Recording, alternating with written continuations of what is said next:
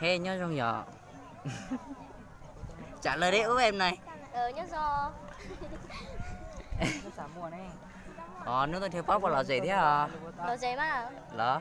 Thì tao nói thế giờ. Hai gõ lên thì lò á.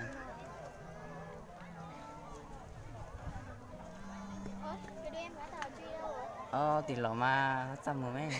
Do cái nó chăm mồm mà cô thấy việc mà thì tôi có sao? Mẹ Tôi nuôi bé cha này giờ. đâu? Nhanh lên. Không, bọn em không quen. Chưa từng xem YouTube bao giờ. Xem rồi nhưng mà kiểu là chưa bao giờ. Ôi giời, nhát gạt quá. Cái nè. Bé cha.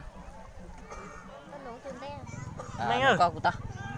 Uống sữa nó. Uống sữa Nó sữa yam bò. Sáng chưa? Sáng cha hả? Sáng cha bây giờ. Sau đó nhớ trong đó tụi nó nó bé hoa rùa sáng cha rồi giờ. Cô dùng câu chỉ xịt xíu đó rồi sai đó.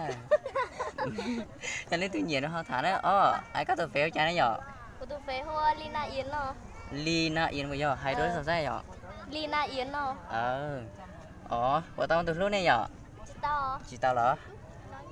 Giờ thì chị tao chị họ hai tụi tao trâu nó thế giờ thì bé không gì nên tự nhiên tự thế tao thả giờ. Mày ơi.